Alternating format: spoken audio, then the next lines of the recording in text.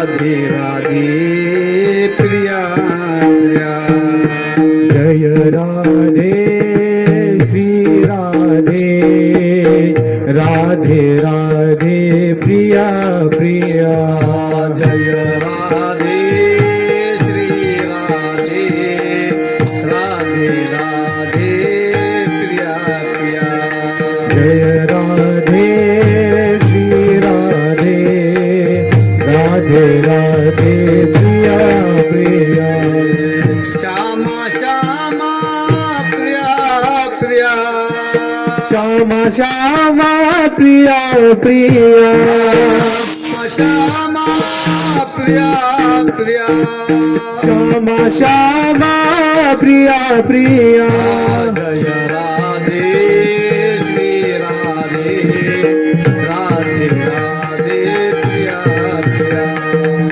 जय राधे श्री राधे राधे राधे प्रिया प्रिया श्री कृष्ण गोविंद हरे मुरारे हे नाथ नारायण वासुदेव श्री कृष्ण गोविंद हरे मुरारे हे नाथ नारायण वासुदेव श्री कृष्ण गोविंद हरे मुरारे हे नाथ नारायण वासुदेव श्री कृष्ण गोविंद हरे मुरारे हे नाथ नारायण वासुदेव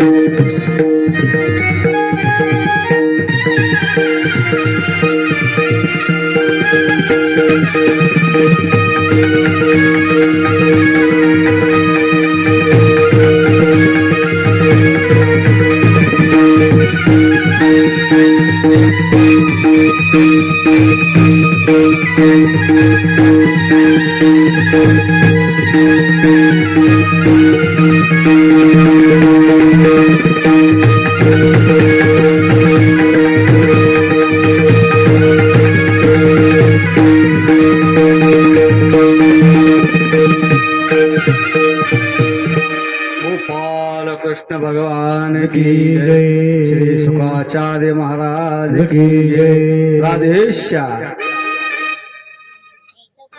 या ठिकाणी चालत असलेला हा नामयज्ञ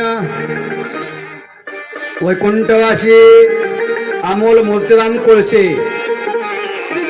यांच्या पुण्यस्मरणानिमित्त चालत असलेला हा श्रीमद भागवत महापुराण कथा आज कथेचा चतुर्थ दिवस चौथा दिवस या ठिकाणी संपन्न होत आहे आणि शुकाचार्य राजा प्रेक्षितला श्रीमद भागवत महापुराण कथा या ठिकाणी सांगतायत. कालपर्यंत आपण या ठिकाणी कथा श्रवण केली. ज्यानं आयुष्यभर पापकर्म केलं, पापकर्म केल्यानंतर सुद्धा त्याला शेवटच्या क्षणाला त्यांनी भगवंताचं नामचिंतन घेतल्यामुळे त्याला मोक्ष प्राप्त झाला. अजामेळाची कथा आपण कालच्या सत्रामध्ये श्रवण केलेली. दक्ष प्रजापती त्यांच्या 60 कन्यांचा वंशाचा विस्तार सुद्धा आपण कालच्या सत्रामध्ये श्रवण केला. वृत्तासुर जो होता तो पूर्वजन्मामध्ये कोण होता त्याची काल सुद्धा कथा आपण श्रवण केली. आणि आपण या ठिकाणी आज चौथ्या दिवसाला या ठिकाणी प्रारंभ करत आहोत. आणि ज्या वेळेला नारद त्या ठिकाणी आल्यानंतर युधिष्ठिराने प्रश्न केला, शुकाचार्य राजा आहे, ज्या वेळेस भगवंतानी वराह अवतार धारण केला आणि स्वतःच्याच भावाला मारलं तेव्हा हिरण्यकशिपूच्या मनामध्ये राग होता, क्रोध होता. रागाने या ठिकाणी तो जळफळाट झाला आणि तो शोकाने संतप्त झाला. तो या ठिकाणी थरथर थरथर कापू लागला, दात पोट चावू लागलेला आहे आणि त्याच्या अवतार जर पाहिला ना त्याच्या विकराळ दाढा होत्या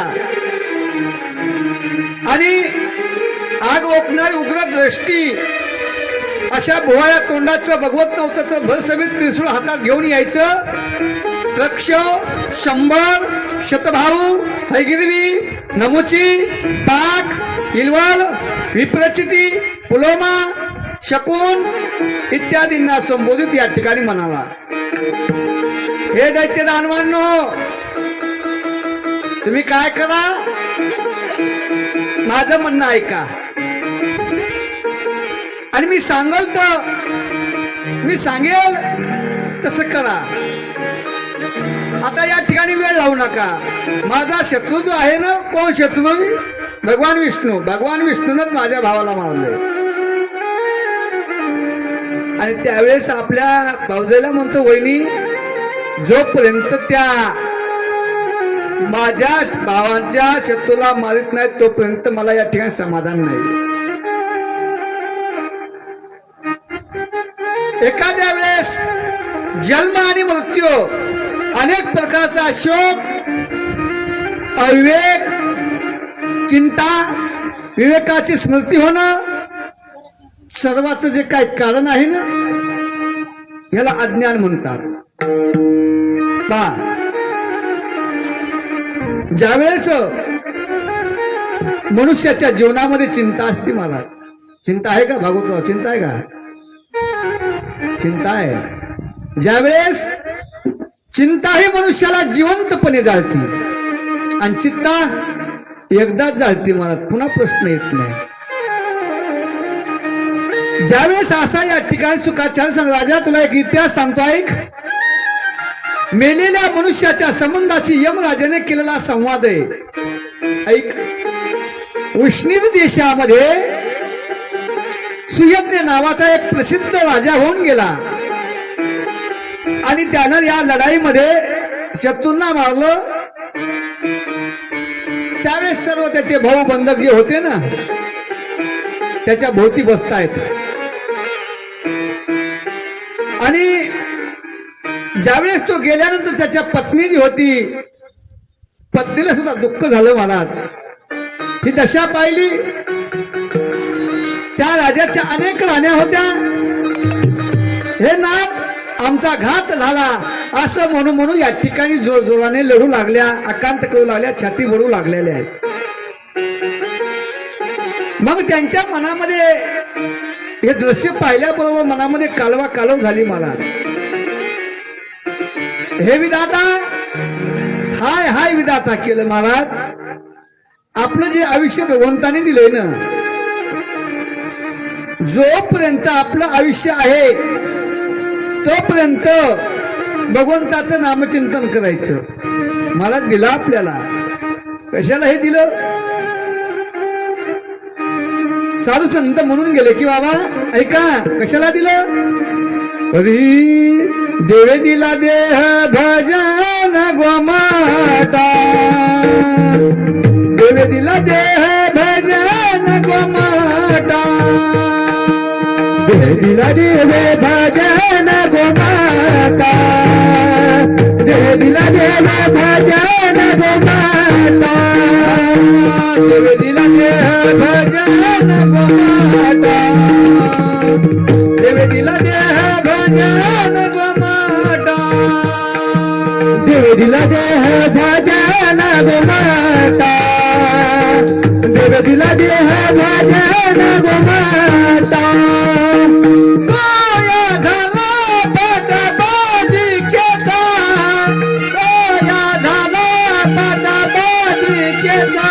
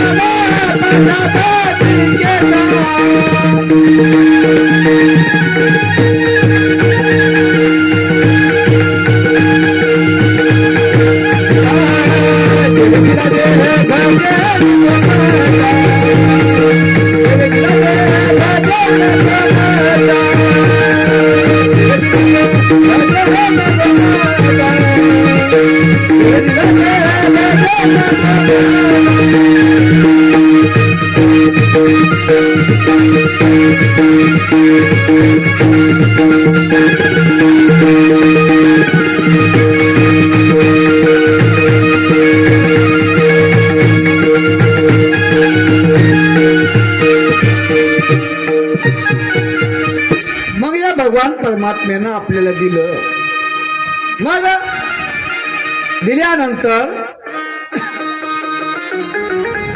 जो परमात्मा आपलं या ठिकाणी त्याच्या सत्तेशिवाय काही हालत नाही. वृक्षाची पाने हले ज्याची सत्ता, काय देखवी ऐकवी एक नारायण, तयाचे भजन चुको नका. मग ज्यावेळेस हिरण्यकश्यपूने विचार केला आता आपल्याला या ठिकाणी तपश्चर्या करायची, आणि मग ज्यावेळेस हिरण्यकश्यपू या ठिकाणी तपश्चर्याला निघतोय महाराज, हिरण्यकश्यपू म्हणतो या ठिकाणी आता हे शरीर आणि आत्म्याचं तत्व जाणणारा पुरुष अनित्य शरीरासाठी शोक करत नाही, नित्य आत्म्यासाठी, परंतु ज्ञान नसल्यामुळे या ठिकाणी शोक होत असतो. माझं म्हणलं की या ठिकाणी अज्ञान आलं, माझं मीपणा, आणि त्यावेळेस माया येत असते. मग दैववशात त्या जाळ्यात अडकली मादीची अवस्था या ठिकाणी पहा. एका जंगलामध्ये पारधी होता महाराज. एका जंगलामध्ये पारधी जात होता. पारधी कशासाठी असतो? पक्ष्यांचा काळ. तो पक्षी या ठिकाणी पकडायचे, जाळ्यामध्ये पकडायचं. काळच म्हणून जन्माला आलेला आहे ना पक्ष्यांसाठी. ठिकठिकाणी जाळं लावून पक्ष्यांना तो पकडत होता. आणि एका वनामध्ये एक चिमणीचं झोडपं फिरताना त्यांनी पाहिलं, आणि त्या पारध्याला त्यापैकी मादीला अचानक त्यांनी भुलवलं महाराज. भुलवल्यानंतर ती मादी जी होती ती अति दैववशात त्या जाळ्यात अडकली, आणि मादीची अवस्था पाहून त्या नराला दुःख झालं. तो बिचारा तिला सोडवू शकत नव्हता. का कसं सोडवता येईल? पारध्याच्या जाळ्यामध्ये चिमणी जर पक्षी तो गेल्याबरोबर त्याला सोडवता येत नाही, काही करू शकत नाही तो. मग फक्त त्याचं जीवन या ठिकाणी त्या मादीसाठी तळमळ करू लागलं, कारण प्रेम होतं महाराज त्या मादीवर त्याच. तरी पण तिच्या प्रेमामुळे तो त्या बिचारीसाठी विलाप करू लागला, आणि तो चिमणा या ठिकाणी म्हणतो, देवा हे विधाता, हे सर्व काही करू शकतो, परंतु अतिशय निर्दय आहेस. अरे मी अभागी, अशा माझ्यासाठी शोक करीत दिन होऊन तडफडत आहे, हिला नेऊन तू काय करणार आहेस? न्यायचं तर दोघाला बी नाही. आणि देवानं मला खुशाल न्यावं, हिच्या खेळ मी माझं अपूर्ण दिनवाणी दुःखानं भरलेलं विदुराचं जीवन करून काय करू? आपण बी असंच म्हणतो महाराज, देवा त्याला नेण्यापेक्षा मला नेला असतं तर बरं झालं असतं. पण कुठपर्यंत? ज्या वेळेस आपला देह जर गेल्यानंतर शेजीची कामीन दूर राहील, ती सुद्धा जवळ येत नाही महाराज. जिच्या संग आयुष्यभर एका मंडपात लग्न लावून येताना मेला महबूब आया है येतेच ना, ती सुद्धा शेवटी म्हणती मेलेलं बरं. काय बाईल म्हणे खर, मरता तरी बरे नाशियले घर फुंकून या. हे विधाता तुझी करणी अशी या, आणि देवानं मला खुशाल न्यावं. कशासाठी? माझं म्हणणं काय की बाबा माझ्या अभागी पिलांना अजून पंख सुद्धा फुटले नाहीत. काय पंख फुटल्यानंतर ती त्याच्या हिशोबानं जगतील, आणखी पंख फुटले नाहीत, त्याला आईची गरज आहे. मी पालन पोषण त्या पिलाचं कसं करू? घरट्यामध्ये ती आपली आईची वाट पाहत असतील, आणि या पारध्यानं त्या चिमणीला घेऊन जातोय मला. पहा अशा तऱ्हेनं तो पक्षी अंत्य ते विलाप करू लागलेला आहे, आणि आपल्या सचारीच्या वियोगात अंत्य ते व्याकुळ झाला. त्याच्या डोळ्यामधून अश्रुधारा येऊ लागलेल्या आहेत, त्याचा गळा दाटून आला, तेवढ्यात काळाच्या प्रेरणेनं जवळच लपून बसलेला पारधी त्या पक्षावर बाण सोडला आणि तो सुद्धा पक्षी मेला, गेला मला, दोघं गेले. मग अरे मूर्ख राहण्यानं, तुम्हाला आपला मृत्यू दिसत नाही याच्यासाठी मात्र रडता. 100 वर्ष जरी तुम्ही या प्रकार शोक करीत छाती बळीत राहिलात तरी तो पुन्हा येईल का? पुन्हा येणार नाही महाराज. आपण उष्ण आणलेले, ज्याचं आहे त्याला द्यावं लागतं. कितीही त्याच्यासाठी दुःख केलं ते या ठिकाणी वापस येत नाही. आणि म्हणून हिरण्यकशिपू बोलतोय, त्या मुलाचं बोलणं ऐकलं, सर्व स्तब्ध झाले. आणि त्याचे नातलग होते ना, नातलगाने समजून चुकलं की सर्व काय आणि ते खोटं हे उपाख्यान ऐकलं. यमराज त्या ठिकाणी अंतरण पावले. मग म्हणून तरी सुद्धा स्वतःसाठी किंवा दुसऱ्यासाठी शोक या ठिकाणी करू नका. या संसारामध्ये कोण आपला, कोण आपल्यापेक्षा वेगळा आहे, कोणाच्या अज्ञानामुळे प्राण्यांचा हा आपला प्रकार दुराग्रह असतोय.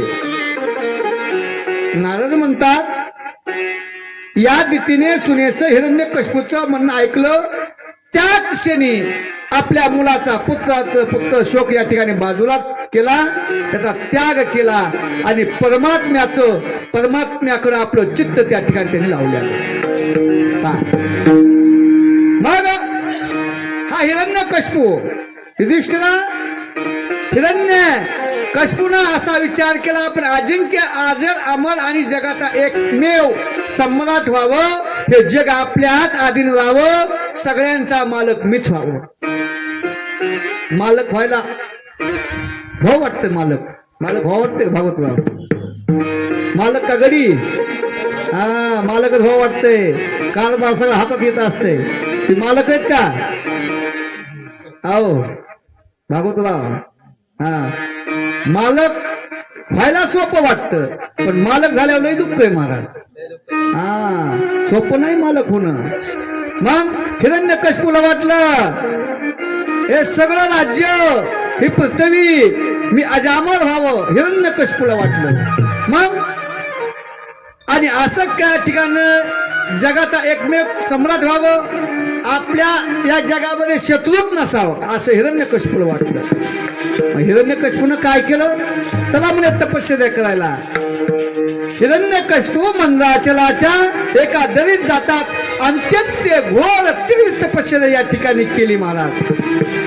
दोन्ही हात उंचावले, आकाशाकडे पाहत एका पायाच्या अंगठ्यावर हिरण्यकशिपूनं तपश्चर्या सुरू केली महाराज. प्रलय काळातील सूर्यकिरणाप्रमाणे त्या हिरण्यकशिपूच्या जटा या ठिकाणी होत्या. हिरण्यकशिपू तपश्चर्येमध्ये व्याग्र होता. आगीच्या ज्वाळांनी नद्या समुद्र खवळू लागले. दीप, पृथ्वी, पर्वतासह डळमळू लागलेली. एवढं कोण तपश्चर्या करायले? इंद्राला भेटी. मग काय करावं विचार सर्व देवाने विचार केला, प्रथम त्याला कोणीच पाहू शकलं नाही. कारण वारुळ हिरण्यकशिपूने इतकी तपश्चर्या केली, घनघोर तपश्चर्या केली.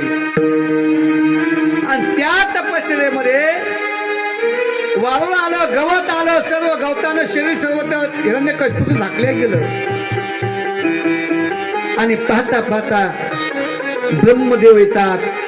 ब्रह्मदेवाने सांगितलं, एव साऊट तुझं कल्याण आहो. ब्रह्मदेवानं आशीर्वाद दिला हिरण्यकशिपूला. अरे कश्यप नंदना, आता तुझी तपश्चर्या सिद्धी प्राप्त, सिद्ध तपश्चर्या फळाला आली आहे. तुला काय मागायचे तर मागून घे, मी प्रसन्न आहे. हिरण्यकशिपूनं ब्रह्मदेवानं सांगितलं हिरण्यकशिपूला. हिरण्यकशिपू म्हणतो, देवा तुम्हाला द्यायचंय ना, द्या, पण का द्या? मला या ठिकाणी द्यायचंच असेल तर काय द्या? मागतो, मला मरणच नको. ब्रह्मदेवानं सांगितलं, मरण सोडून दुसरं काही नाही.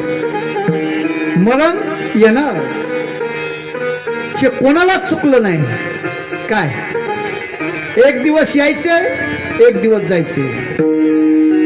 मग या जगामध्ये आपलं कोण नाही, एकल्यालाच यायचं एकल्याला जायचं. सोबत घेऊन काही येत नाहीत, जाताना सोबत काही नेत नाहीत.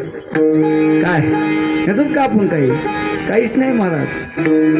हा मग तुझ्या हिताच्या हृदयाचे अद्भुत सामर्थ्य पाहिलं, कीटकाने तुझा देह खाऊन टाकला तरी माझी तपश्चर्या तू या ठिकाणी परिपूर्ण तुझी झाली. मग हिरण्यकश्यपूने 100 वर्ष तपश्चर्या केली होती महाराज. हा हिरण्यकश्यपू म्हणला कल्पाच्या शेवटी सारी सृष्टी कालनिर्मित घनदाट जंगल अंधाराने या ठिकाणी झाकून गेली. त्याच वेळेला स्वयंप्रकाश असलेल्या आपण आपल्या तेजाने पुन्हा हिला प्रगट केलं. जर तुम्हाला तर द्यायचं तर आहे ना प्रभू, मरण तर येणार, मरण कोणालाही चुकवता येत नाही. मग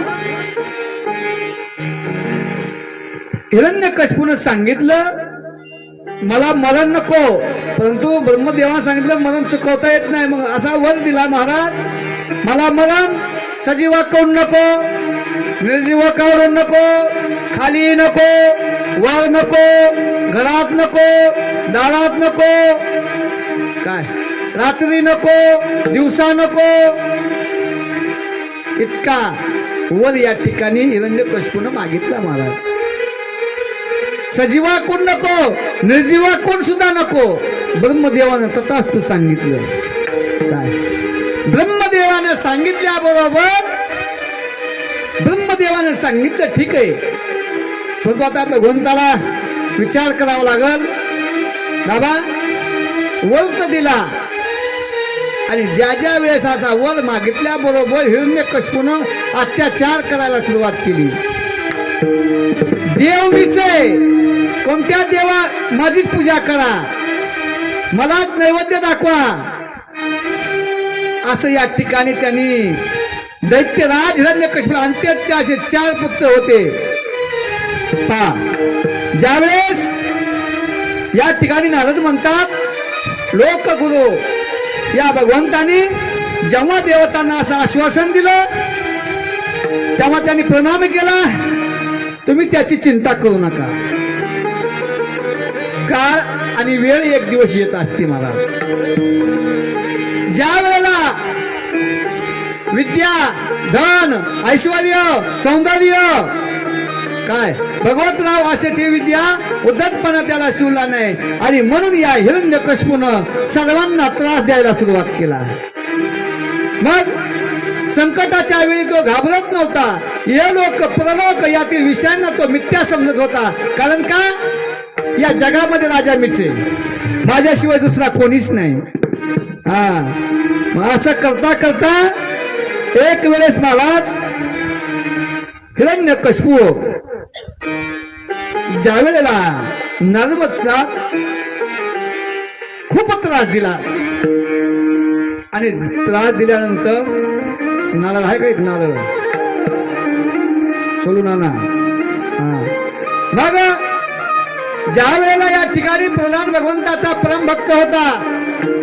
हिरण्यकश्यपूला 4 मुलं, सर्वात ज्येष्ठ या ठिकाणी आपला भक्त प्रल्हाद या भगवंताचं नामचिंतन करायचा. काय त्या भगवंताचं नामचिंतन या ठिकाणी रात्रही न कळे दिवसही न कळे अंगी खेळे दैवत अशा प्रकारचं भगवंताचं नामचिंतन या ठिकाणी करू लागलेलं आहे. हरी नारायण नारायण श्रीमन्नारायण नारायण नारायण नारायण नारायण श्रीमन्नारायण नारायण नारायण.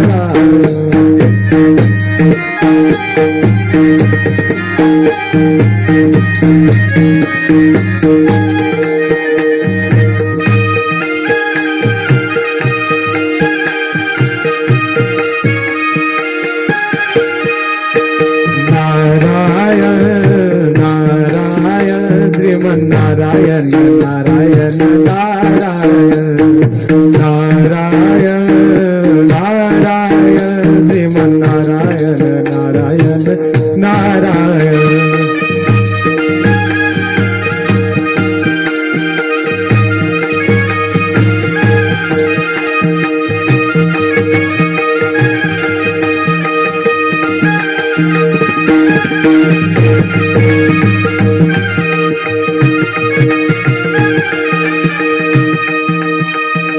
भजमन नारायण नारायण नारायण मन नारायण नारायण नारायण भजमन नारायण नारायण नारायण मन नारायण नारायण नारायण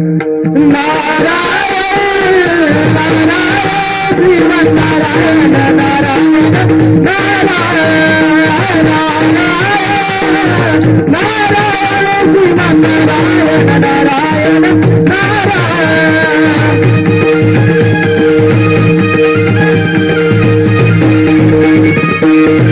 नारायण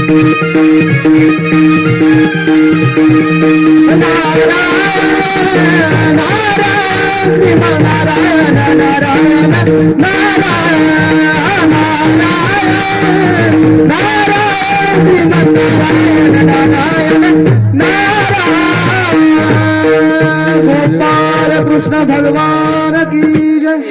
अशा प्रकारे प्रल्हाद जो होता ना हिरण्यकशिपूचा पुत्र,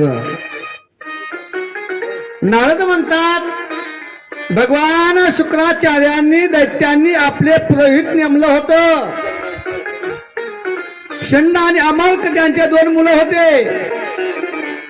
ते राजवाड्याजवळ राहून हिरण्यकशिपूने पाठवलेल्या निपुण बालक प्रल्हाद त्याला शाळेमध्ये घातलं महाराज. आणि त्या गुरुजींना शिकवलेला पाठ ऐकायचा प्रल्हाद जसा तसा म्हणून दाखवत होता महाराज. परंतु प्रल्हादाला ते आवडायचं नाही. का आवडायचं नाही? गुरुजींना सांगायचं संत आल्यानंतर त्याची निंदा कशी करायची, महाराज आल्यानंतर त्यांना त्रास कसा द्यायचा, वयोवृद्ध तपोवृद्ध या ठिकाणी आल्यानंतर ती टिंगल कशी करायची, हे गुरुजी शाळेत शिकवित होते. पण प्रल्हादाला आवडत नव्हतं महाराज. मग ज्यावेळेस या ठिकाणी शिक्षणात आपला दुसऱ्याचा असा खोटा दुराग्रह, दुसऱ्याची निंदा करणं प्रल्हादाला आवडत नव्हतं. युधिष्ठिरा हिरण्यकशिपूनं एके दिवशी आपल्या मुलाला मांडीवर घेतलं आणि विचारलं, प्रल्हादा आजपर्यंत तू ज्या शाळेमध्ये काय काय शिक्षण घेतलंस मला सांग. नारद म्हणतात प्रल्हादाच्या तोंडून शत्रू पक्षाच्या प्रश्नाची गोष्ट हिरण्यकशिपूचं उपासहानं हसला आणि दुसऱ्याच्या सांगण्यावर लहान मुलाची बुद्धी बिघडत असते, लहान मुलं सुधरत असतात. ते म्हणलं, बाबा ज्या दैत्यगुरु शुक्राचार्याने मला काय शिकवलं, भगवंताचं नामचिंतन कसं करावं, भगवंताला प्राप्त करून कसं घ्यावं हे शिकवलं. हिरण्यकशिपूने सांगितलं, लहान लहान मुलं सांगितलं असेल आपला शत्रू जो आहे भगवान परमात्मा, त्याचं नाव कशाला घ्यायचंय, नाव घ्यायचं नाही. आणि गुरुजीच्या घरी विष्णूचे भक्त काही ब्राह्मण गुप्तपणे राहत असावेत, मुलांचा बुद्धिभेद होणार नाही याच्यासाठी त्यांनी नजर ठेवली. महाराज गुरुजी काय शिकवते. ज्या वेळेला भक्त प्रल्हादाला गुरुजीच्या घरी पोहोचलं तेव्हा पुरोहितांनी त्यांची प्रशंसा केली. सामोपचाराने सांगितलं, गोड शब्दात विचारलं, प्रल्हादा तुझं कल्याण व्हावं, अगदी खरं खरं सांग, खोटं बोलू नकोस. तुझी बुद्धी अशी उलटी का झाली, कोणत्या मुलाची बुद्धी अशी होत नाही आणि तुझी बुद्धी कशी झाली सांग.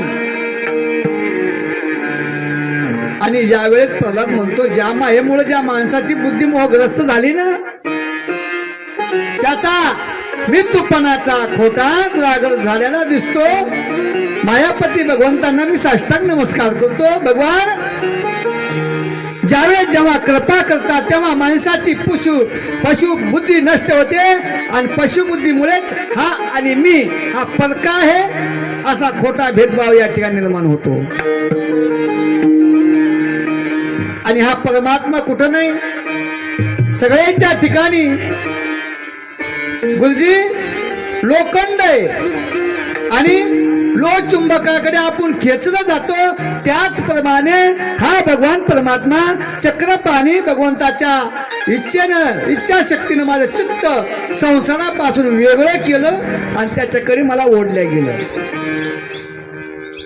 आणि मग नारद म्हणतात, ए ज्ञानी प्रल्हादा, आपल्या गुरुजींना असं म्हणून गप्प बसला. बिचारे राजाचे सेवक पुरोहित आहेत, त्यांना क्रोध येईल, त्यांना राग येईल, माझी छडी आणाले, हा आमच्या कीर्तीला कलंक लावित आहे.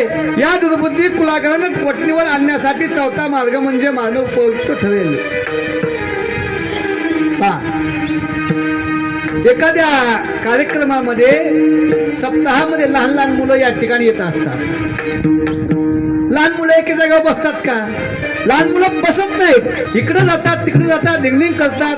मग एखादे बसलेले बाबा असतात, अरे बाळू शांत बस.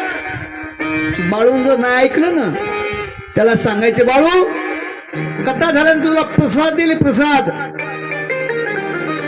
आणि नंतर मी बाळू ऐकत नाही, शांत बसतो का नाही, आणि त्यावेळेस नाही बसतात मग त्याला माल द्यावा लागतो. साम दाम भेद आणि दंड हे 4 प्रयोग त्या बालकावर वापरावे लागते. तद्वद प्रल्हादाला सुद्धा या ठिकाणी सांगितलं की बाबा, दैत्याच्या वंशामध्ये चंदन वृक्षामध्ये वनामध्ये काही काटे असलेले बाबळ कुठून उत्पन्न झाली पहा. सगळं चंदन आहे आणि चंदनामध्ये येडी बाबळ कुठून आली? हा, आणि जरी आली तर तिला तोडायचं काम या ठिकाणी करीत असतात. तद्वद विष्णू कुऱ्हाड झाले, त्याच कुऱ्हाडीची मूठ हा झाला. अशा प्रकारे गुरुजींनी वेगवेगळ्या पद्धतीने धाक दाखवून प्रल्हादाला धर्म अर्थ काम याचं शिक्षण दिलं. काही दिवसानंतर प्रल्हादाचा साम दाम दंड आणि भेद याच्याविषयी शिक्षण पूर्ण झालेलं पाहिलं. त्याच्या मातेकडे गेले, मातेने मोठ्या लढी वाळपणाने त्याला चांगल्या प्रकारे स्नान घातलं, सुंदर कपडे अलंकार धारण करायला लावले. आणि प्रल्हाद आल्याबरोबर आपल्या वडिलांना साष्टांग नमस्कार घातला. हिरण्यकश्यपूने त्याला आशीर्वाद दिला. दोन्ही हातांनी बराच वेळ आपल्या छातीशी कवटाळलं. त्यावेळेस दैत्यराज हिरण्यकश्यपूचं मन जे होतं ना, मन आनंदाने भरून आलं. लहान बालक आहे. हिरण्यकश्यपूने सांगितलं, बाळा इतके दिवस तू शिक्षण घेतलं ना, शाळेमध्ये काय शिकला तू? आणि असं म्हटल्याबरोबर भक्त प्रल्हाद सांगतो, बाबा मला गुरुजीनं चांगलं ज्ञान दिलं, चांगलं शिक्षण घेतलं. कोणतं? ऐका, हरी श्रवणम कीर्तनम विष्णू स्मरणम पादसेवनम अर्चनम वंदे दास्य सख्यमात्मनिवेदम. प्रल्हादानं सांगितलं, बाबा नवविधा भक्ती मी शिकलो. नवविधा भक्ती? त्यावेळेस काय काय शिकलं? भक्तीचे 9 प्रकार शिकलो बाबा. भगवंताच्या गुणाचा सर्वान, त्याचं कीर्तन, त्याचं स्मरण, त्याच्या चरणाची सेवा, त्याची पूजा, त्याला वंदन करणं, त्याचं दास्य सख्य आणि आत्मनिवेदन हे शिकलो. हिरण्यकश्यपूला राग आला, महाराज माझ्या शत्रूचं नाव घेतो. असं पाहता पाहता हिरण्यकश्यपूनं बराच वेळ या ठिकाणी, बरेच दिवस या ठिकाणी प्रल्हादाला उपदेश केला, पण प्रल्हाद ऐकत नाही. आणि मग हिरण्यकश्यपूनं सांगा, अशा प्रकारे विचार करता का त्याचा चेहरा थोडासा सुकला. शुक्राचार्याचे पुत्र जे होते ना, षंड आणि अमोघ हिरण्यकश्यपू सुंदर होऊन बसलाय. आणि एकांतामध्ये नेऊन त्याला म्हणता, स्वामी आपण एकट्यानंच 3 लोकांचा विजय मिळवला. आपला जो काय भुवाया उंचावल्या तरी सर्व लोकपालांचा थरकाप होतो. आता तुम्हाला काय चिंता करायची गरज आहे? एकही गोष्ट आमच्यामध्ये पाहण्यात नाही. लहान मुलाचं म्हणणं या ठिकाणी वागणं असं मनावर घ्यायचं नाही. लहान मुलाचं वागणं मनावर घेतलं, कोणी कंसानं सुद्धा घेतलं. हा, अवतार झाल्याबरोबर या ठिकाणी चिंता लागली होती कंसाला सुद्धा. आपल्या चिंता ऐकायचे.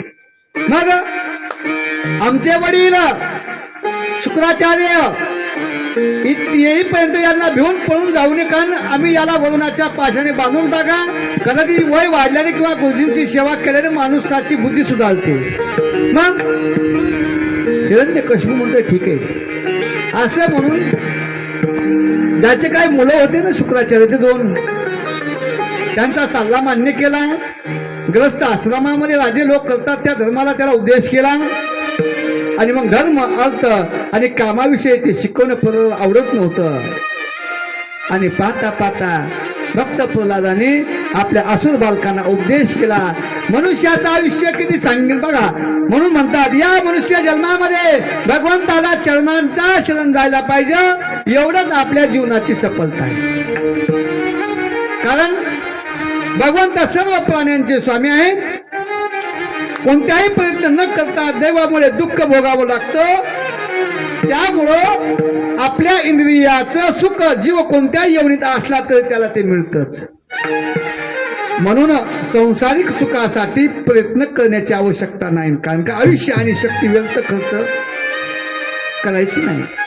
शिवाय भगवंताचं चरणकमलाची प्राप्ती म्हणून ज्याच्या डोक्यावर अनेक प्रकारचे भय स्वार झाले आहेत, हे शरीर जोपर्यंत मृत्यूच्या मुखात जात नाही तोपर्यंत बुद्धिवान पुरुषाचं आपलं कल्याण करण्यासाठी प्रयत्न केले पाहिजे. आणि म्हणून मनुष्याचं आयुष्य कमी सांगितलं पहा.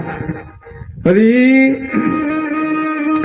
अल्प आयुष्य मानव देह शतगणिले ते अर्धरात्र खाय मध्ये बालत्व पिढा रोगशय काय भजनाशी उरले ते पाहेगा.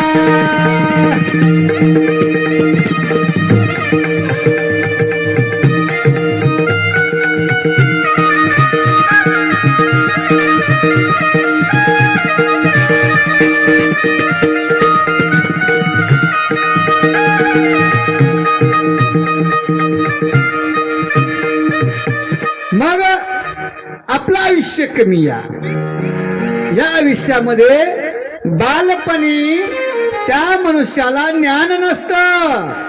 कुमार अवस्थेमध्ये खेळण्यामध्ये त्याचं अर्ध आयुष्य निघून जातं. किती वर्ष? 20 वर्ष निघून जातात.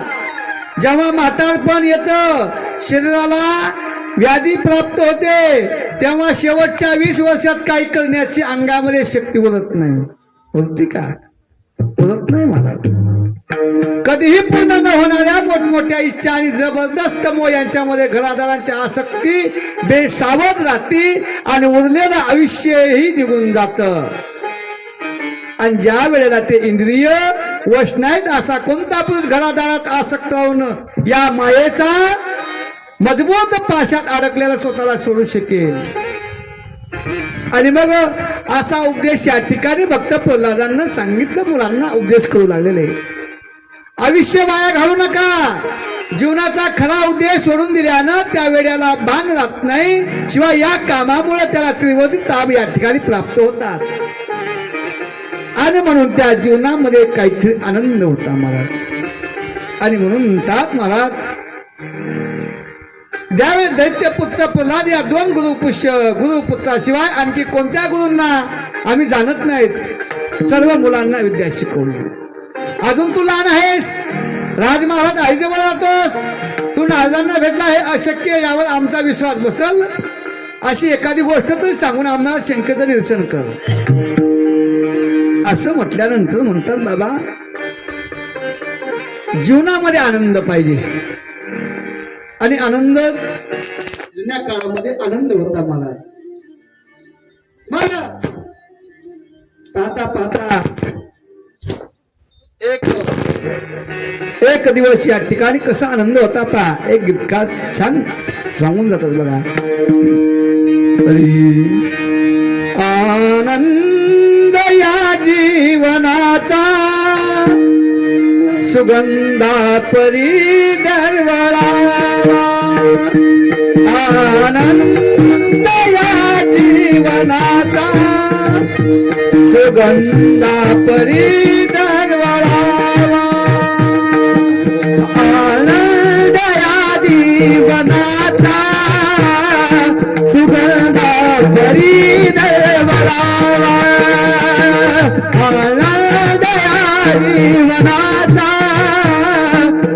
परी देवरावा पाव्यातला चूर जैसा ओटातून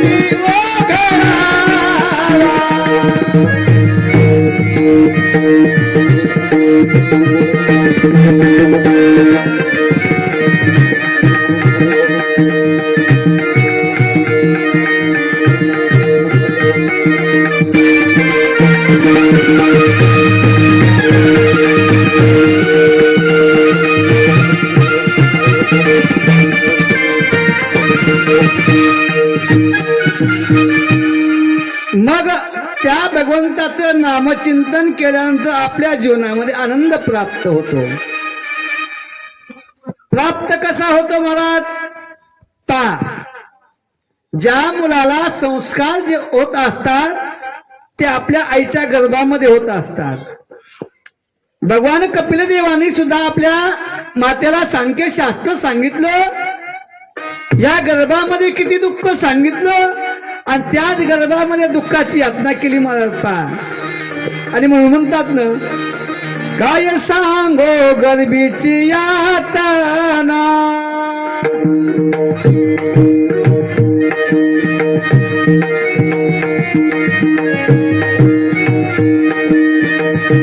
काय सांगो गर्भीची यातना, माझ्या साधू गर्भीची यात्रा माझा भोगिता नारायणा, माझा भागित नारायण मला मास मोठा जाना, मला माझ भूत जाना क्षणोक्षण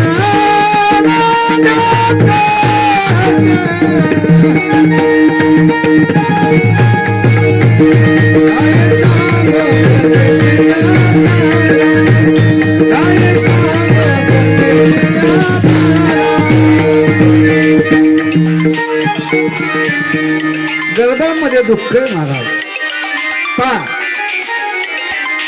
ज्या वेळेला या ठिकाणी भक्त प्रल्हादानं सांगितलं, माझे वडील जे होते ना, माझे वडील तपश्चर्या करण्यासाठी कोणत्या पर्वतावर गेले होते? मंद्राचल नावाच्या मंद्राचलावर गेले होते. तेव्हा त्या ठिकाणी या इंद्रादिक देवानं दानवाला युद्ध करण्याची मोठी तयारी केली. जशा मुंग्या सापाला खातात त्याप्रमाणे त्यांनी हिरण्यकशिपूला त्या पापानंच खाऊन टाकलं होतं. देवानं मोठ्या प्रमाणावर तयारी केली. जेव्हा दैत्याच्या सेनापतीला समजलं तेव्हा साह्य कमी होऊ लागलं. देवाकडून मार खाल्ल्यानंतर स्त्री पुत्र मित्र आप्तेष्ट वाडे गुरे ढोरे साहित्य यापैकी कशाची सुद्धा चिंता न करता भयभीत झाले आणि आपले प्राण वाचवण्यासाठी सर्वत्र अतिशय लगबगीने जिकडं तिकडं त्या ठिकाणी पळू लागलेले. कोणाला बी वाटतं आपला विजय व्हावा, या हेतूनं देवानं राजमहालात लुटालूट केली. एवढंच काय, अहो या इंद्रानं या ठिकाणी माझी माता पटराणी कयादू हिला बंदिस्त बनवलं आणि त्यावेळेला ती भीतीने व्याकुळ होऊन माझी माता जशी टिटवी आपल्या या ठिकाणी रडत होती, इंद्र बळजबरीने तिला घेऊन जात होता आणि पाहता पाहता दैवयोगानं नारदांची गाठी भेट पडली आणि नारदानं पाहिलं, ए देवा, ए इंद्रा, तू या ठिकाणी अपराध करू लागलास, हिला घेऊन जाणं योग्य नाही. ही साध्वी या परिस्थितीला, जी काही परिस्थिती आहे तिला ताबडतोब सोडून दे. इंद्रानं सांगितलं, देवदुरी हिरण्यकशिपूचा अंत्यत्य प्रभावीशाली विधीच्या पोटामध्ये वाढत आहे आणि माझ्याजवळ राहिली, माझ्या बालक झाल्यावर त्याला मी मारून हिला सोडून देईल. नारदांनी सांगितलं इंद्राला, भगवंताचा साक्षात परमभक्त सेवकीच्या गर्भामध्ये आहे, अंत्यत्य बलवान आहे, निष्पाप आहे, महात्मा आहे, याला तू या ठिकाणी मारू शकणार नाहीस. देवऋषी नारदाचं बोलणं ऐकलं. इंद्रानं माझ्या मातेला सोडून दिलं, तिच्या गर्भामध्ये मी होतो, आणि त्यांनी माझ्या मातेला प्रदक्षिणा बघता आहे असं जाणलं, माझ्या मातेला प्रदक्षिणा घातली आणि तिन्ही लोकांमध्ये भ्रमण करण्यासाठी नारद निघून जात आहेत. इंद्र गेल्यानंतर नारदांनी सांगितलं की बाबा माझ्या मातेला आपल्या आश्रमात घेऊन गेले, तिची समजूत घातली आणि त्यांनी माझ्या आईला मुली प्रमाणाचं पालन एक केलं. तुझ्या पती तपश्चर्या पूर्ण करून येईपर्यंत या ठिकाणी तिचं पालन पोषण मी करेल, माझी मुलगी म्हणून. जशी आपली आज्ञा देवऋषी नारदांच्या आश्रमात दैत्यराज घोर तपस्या करून येईपर्यंत त्या ठिकाणी राहिली. पाता पाता पुष्कळ काळावधी निघून गेला. श्री भावानुसार माझ्या मातेला त्या ज्ञानाचं स्मरण राहिलं, परंतु देवऋषी विशेष कृपा असून मला त्याची स्मृती राहिली नाही. मग माझ्या या म्हणण्यावर तुम्ही श्रद्धा ठेवा, तुम्हाला या ठिकाणी ज्ञान प्राप्त होऊ शकेल. कारण श्रद्धेमुळे स्त्रिया मुलं यांची बुद्धी सुद्धा देवाधिक विषय अहंकार नष्ट करू शकेल. आणि मग आत्मा नित्य अविनाशी शुद्ध एक क्षेत्रज्ञ आश्रय निर्विकार स्वयंप्रकाश सर्वांचं कल्याण व्यापक असंग तसं कोणत्याही प्रकारचं आवरण नसलेला आहे. आत्मा अमर आहे. आत्म्याची 12 उत्कृष्ट लक्षणे आहेत. त्याच्या योगानं आत्मतत्व जाणणाऱ्या पुरुषांना अज्ञानामुळे शरीर जो मी आहे मीपणाचा खोटा पण जे होता त्याचा त्याग या ठिकाणी केला पाहिजे. आणि असं या ठिकाणी सांगितल्याबरोबर ज्यावेळेस भगवान परमात्माचं चिंतन नारद या ठिकाणी भक्त प्रल्हाद करू लागतायत. हिरण्यकश्यपूने सांगितलं, प्रल्हादा